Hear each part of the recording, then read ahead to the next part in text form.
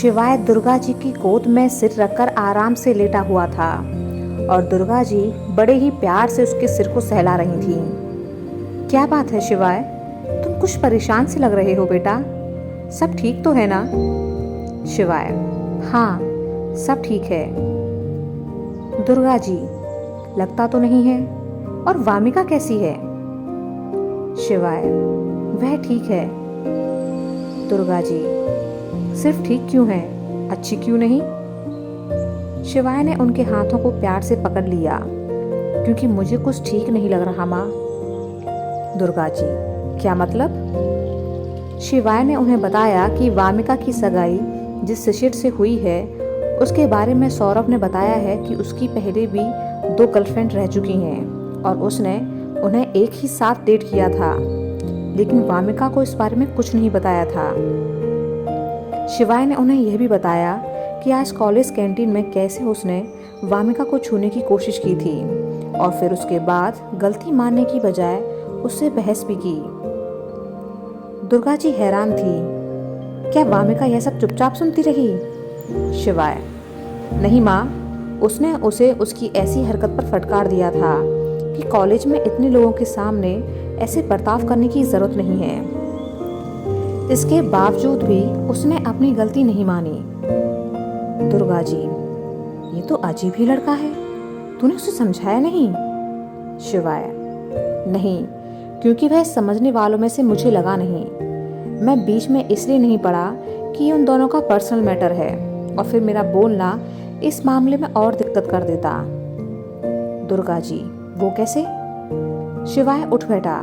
क्योंकि शिशिर को मेरी और वामिका की दोस्ती पसंद नहीं है। उसे लगता है कि स्कूल टाइम से हम दोनों के बीच में कुछ रहा है और शायद वो अब भी है। दुर्गा जी सोच में पड़ गई। फिर बोली: मुझे लगता है कि शिशिर तेरी वजह से ही वामिका से ऐसे पेश आ रहा है, और अगर सच में ऐसा है तो फिर बेटा तू वामिका से दूर रहे। हम उस बच्ची की जिंदगी क्यों खराब करें? शिवाय: मैंने वामिका से कहा था कि शिशिर को ऐसा लगता है तो हम बात नहीं करेंगे, पर उसने कह दिया कि जब हम दोनों के बीच कोई गलत रिश्ता है ही नहीं तो फिर मैं हमारी दोस्ती क्यों तोड़ूं? शिशिर आज तुम पर शक कर रहा है, कल को किसी और पर करेगा और फिर किसी रोज कह देगा कि तुम अपने मम्मी पापा के साथ रिश्ता मत रखो। सॉरी, पर मैं इसकी हर नाजायज मांग को पूरा नहीं करूंगी। ऐसे तो इसकी हिम्मत और बढ़ेगी, फिर ये अपने फैसले मुझ पर थोपना शुरू कर देगा। दुर्गा जी मुस्कुरा दी। हाँ, यह बात बिल्कुल सही कही है वामिका ने।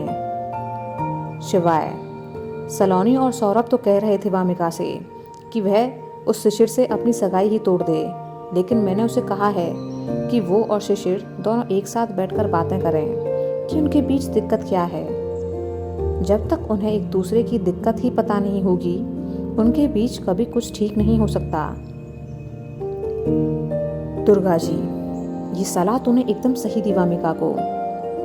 शिवाय: पर मुझे लगता है कि शिशिर वामिका के लिए सही लड़का नहीं है। दुर्गा जी: कई बार चीजें हम जैसी देखते हैं वैसी होती नहीं हैं। क्या पता सच में उनके बीच कोई गलतफहमी ही हो, वरना कोमल जी और अमर जी ऐसे ही अपनी इकलौती बेटी का रिश्ता उसके साथ थोड़े ही कर देंगे।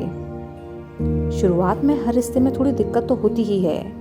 फिर इन लोगों की सगाई को 2 महीने हो गए, लेकिन इन्होंने एक दूसरे के साथ वक्त ही कितना बिताया है। दोनों एक दूसरे से लगभग अनजान ही हैं, तो समझने में तो वक्त लगेगा ना। शिवाय गंभीर हो बोला, पर माँ सच कहूँ तो मुझे शिशिर सही नहीं लगता। आज तो उसका एक झूठ पकड़ा गया है, हो सकता है कि ऐसे और भी कई झूठ बोले होंगे उसने। दुर्गा जी: अगर तुम्हें ऐसा लगता है तो उस शिशिर के बारे में पता करो। वामिका अपने ही घर की बच्ची है, और अगर वह किसी गलत रिश्ते में बंध गई तो जिंदगी भर का घाव मिल जाएगा उसे। अगर तुझे शिशिर के खिलाफ कोई सबूत मिले तो हम उसे वामिका के पेरेंट्स को दे देंगे। शिवाय: हाँ, वह अभी उनसे बात कर ही रहा था कि तभी वामिका का फोन आने लगा। शिवाय ने फोन उठाया तो दूसरी तरफ से वामिका ने बताया कि उसके कहने पर वह शिशिर के साथ आज डिनर के लिए जा रही है। शिवाय: अच्छा, कहाँ जा रही हो? वामिका हंसी। क्यों, तुम भी आ रहे हो क्या? शिवाय, नहीं, बस ऐसे ही पूछ रहा था। वामिका ने उसे होटल का नाम बता दिया। शिवाय, ठीक है, और तुम दोनों के बीच में जो भी परेशानियां हैं उन्हें सुलझाने की कोशिश करना। वामिका, इसीलिए तो जा रही हूँ ताकि सब कुछ ठीक हो जाए। शिवाय, all the best. Wamiqa, thank you. Wamiqa ने अब कुछ देर दुर्गा जी से भी बातें की और जल्दी घर आने का वादा किया। इतने में वहाँ शिशिर भी आ गया और वामिका के साथ होटल के लिए निकल गया। शिवाय, जो खाना खाने के बाद लैपटॉप पर अपना काम कर रहा था, को लगा कि एक बार उसे जाकर देख लेना चाहिए कि वामिका ठीक तो है ना, क्योंकि शिशिर जैसे इंसान का कोई भरोसा नहीं था। क्या पता वो वहाँ भी उसे लड़ पड़ा हो। वह उठकर दुर्गा जी के पास आया और उन्हें अपने डर के बारे में बताया। दुर्गा जी ने भी उसे भेज तो दिया, लेकिन यह हिदायत भी दी कि वह वामिका और शिशिर दोनों की नज़रों से दूर रहे, क्योंकि वह तो अपने दोस्त की हिफाजत के लिए जा रहा है, लेकिन अगर शिशिर ने उसे देख लिया तो वह उसे गलत समझेगा। शिवाय, मैं ध्यान रखूंगा। शिशिर, वामिका दोनों होटल में पहुंचे और एक टेबल पर बैठ गए। शिशिर उसकी खूबसूरती की तारीफ करने लगा, क्योंकि उसे लग रहा था कि लड़कियां अपनी तारीफ सुनकर सब कुछ भूल जाती हैं, लेकिन वामिका को इससे कोई खास खुशी नहीं मिल रही थी। वामिका की तरफ से कोई रिएक्शन ना पाकर शिशिर उसे प्यार से बोला, क्या तुम मेरी सुबह की बातों के लिए अभी भी नाराज हो? वामिका, शिशिर, तुम्हारी बातें ऐसी ही होती हैं कि इंसान चाहे कितना भी कोशिश कर ले, उसे गुस्सा आ ही जाता है। अगर तुम्हें मुझ पर भरोसा ही नहीं है तो इस शादी का क्या मतलब बनता है? शिशिर, यार, तुम्हें पता है ना कि तुम्हारे लिए थोड़ा पजेसिव हूँ, इसलिए वह सब बोल गया। पर देखो, तुम्हारी बाकी सारी बातें तो मानी ना मैंने कि तुम पढ़ सकती हो और मैं तुम्हें डिस्टर्ब भी नहीं करूँगा। वामिका, एक मिनट, तुम कौन होते हो मुझे इजाज़त देने वाले कि मैं पढ़ सकती हूँ या नहीं? मैंने तुमसे तुम्हारी राय जानी थी। अगर तुम मना कर देते तो मैं तुमसे शादी करने के लिए मना कर देती। शादी के बाद हम पार्टनर्स बनेंगे, ना कि तुम मेरे मालिक और मैं तुम्हारी गुलाम। ये बात तुम जितनी जल्दी समझ लो अच्छा है। और हाँ, मेरा नाम दोबारा किसी से मत जोड़ना। इतना भी भरोसा नहीं है क्या? तुम्हारी भी तो कुछ फीमेल फ्रेंड्स हैं, तो क्या तुम्हारा भी उनके साथ इश्क चल रहा है? अब तक शिवाय भी वहां पहुंच चुका था और उन लोगों से कुछ ही दूरी पर एक टेबल पर बैठ गया, पर वह पूरी एहतियात बरत रहा था कि शिशिर की नज़र उस पर ना पड़े। वामिका को तो एक बार वो समझा भी देगा, लेकिन शिशिर इस बात का फिर से गलत मतलब निकाल लेगा। वह देख रहा था कि दोनों के बीच का मामला अब शांत दिख रहा है। शिशिर इस मामले को ज़्यादा खींचना नहीं चाहता था, वरना वामिका उसके हाथ से निकल जाती। ठीक है, मैं मानता हूँ कि तुम और शिवाय दोस्त हो। दिमाग खराब हो गया था मेरा जो ये सब सोचा। यार, काम की फ्रस्ट्रेशन भी निकाल देता हूँ कभी कभी।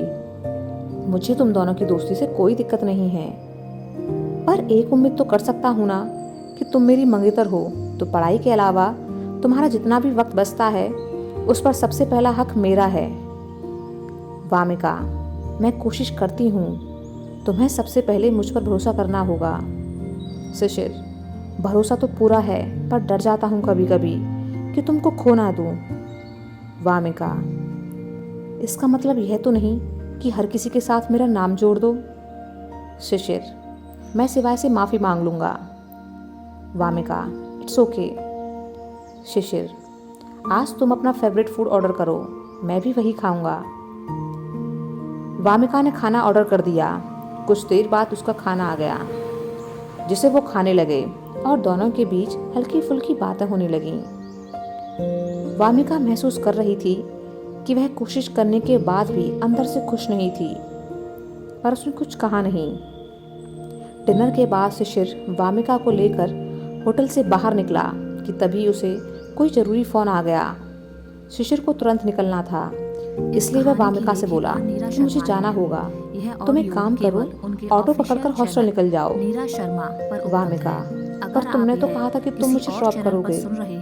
शिशिर, हाँ, पर कुछ काम है इसलिए मैं नहीं आ सकता, सॉरी। वामिका, ओके। आपसे अनुरोध है वामिका को ऐसे लगा लोगों कि की शिशिर कम हिम्मत से कम ना ऑटो तो बढ़ाएं रुकवा ही और देगा, उनके चैनल पर लेकिन इस वह तो कहानी उसे को बीच ना सड़क सुनाएं। पर रात के 10:30 बजे अकेले छोड़कर चला गया।